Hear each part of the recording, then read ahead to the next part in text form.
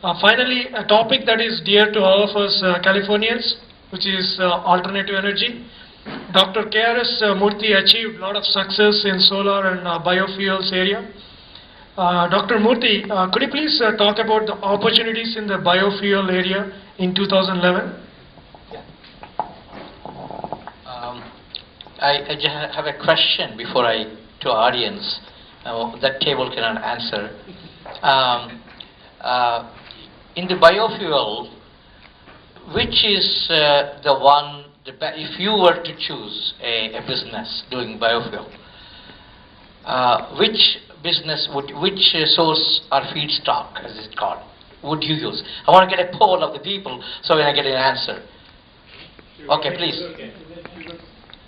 I'll make it interactive. That's why. Please go ahead. Huh? No, you can give multiple choice. No problem. Go ahead. Can I phone a friend? Huh? No problem. Algae. Okay. And Corn. Sugarcane. Huh? Corn. Corn, sugarcane. Anything else? Powder. It's nothing wrong. Yeah, perfect. It is a good source. It's really, yeah. Huh? Soybean. Oh, okay. Vegetable oil. Vegetable oil. Okay. Yeah, please go ahead. Palm oil. Yeah. See, good. Palm oil. Palm. What is that tree with big leaves? What is that called? Palm tree. Palm. No. You're talking There is another alternative. big leaf.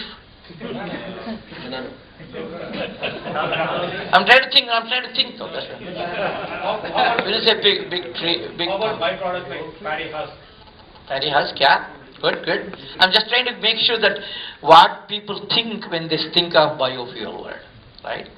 Okay. Now let me give you the concept and then the trend.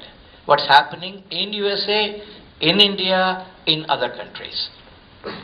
Soybean was one example, one of my friends said, and sugarcane is very commonly heard from our close friend Vinod Khosla all the time. Corn is mentioned everywhere for source for the thing. And someone mentioned palm oil, which is also true in different places. And someone mentioned algae, yes, that's also true. And the biofuel is a fuel that is produced from what used to be bio.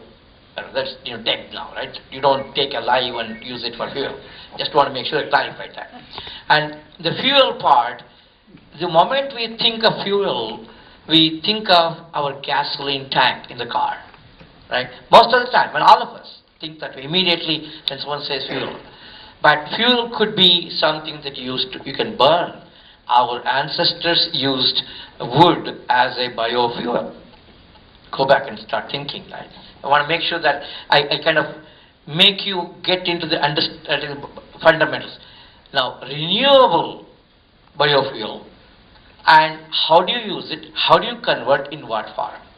There are many things. In terms of USA, it will be surprising for people to hear highest amount of whatever is produced is only 1%, 0.5% of the total energy, right? It's not a big, renewable energy is not a big thing that's happening, even though you hear a buzz. Soybean is the one producing, that's whatever little it is, soybean is the leading one. Small amount. Not because soybean has the highest efficiency per acre, per whatever unit it is the lowest one.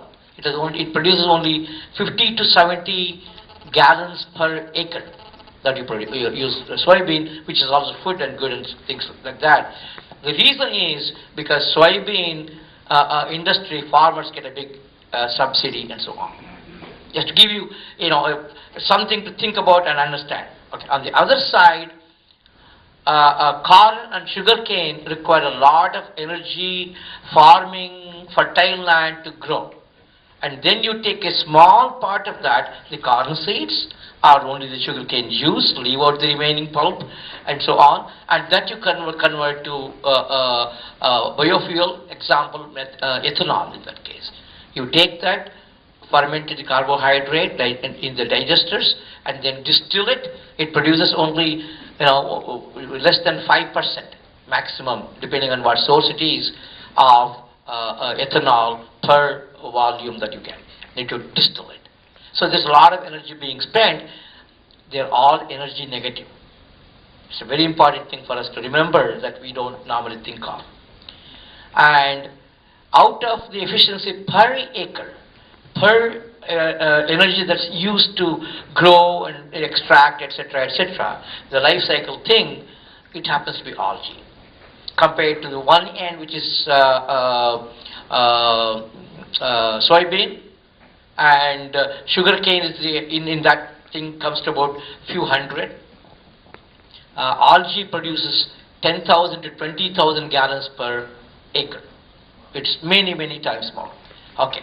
The reason I gave this background for you is what the trend, what can happen, what is happening already.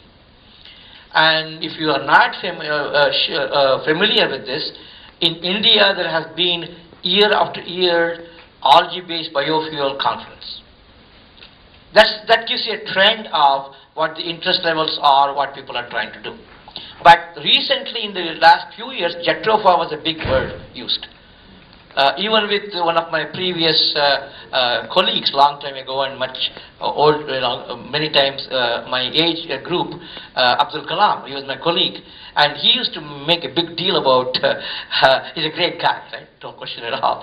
And of using Jatropha to make biofuel. It's very low efficiency. Okay, that's one. And the other one, other than ethanol, where the trend is Miscanthus is the official name. It's called Miscanthus gigantus. It's a big grass, tall grass. It grows to 3.5 meters and above, total, and its density is very high. It does not require a lot of water, no fertilizer required, no herbicide required. That has become something that everyone is trying to get to. Miscanthus is what, and it's called switchgrass in America. That's the word that you see, and it started from Japan, went to Europe and UK, now it's all over the world. There's a big potential in India because of the conditions, and even in the close to barren lands, you can grow switchgrass. It grows very fast, not compared to algae, but otherwise. And you don't have to even care for it. Algae, you have to supply water, little minerals, and some salt, depending on what kind of algae it is. So the trend is that more oil is required, more independence is required for oil, or other sources like using switchgrass to produce steam and steam turbine, heat water and steam turbine. Those are the things that are happening, but still not a lot has happened. The bandwagon is not full. Very important point here. If the bandwagon is full, you're too late to join. It is a good time to think about it. There's a lot of engineering in it. I'm an engineer. I'm not a bio guy. I'm not anything else in the other field. So if I could do it, you could do it better than me. Thank you. So Dr. Murthy, thank you for sharing your thoughts.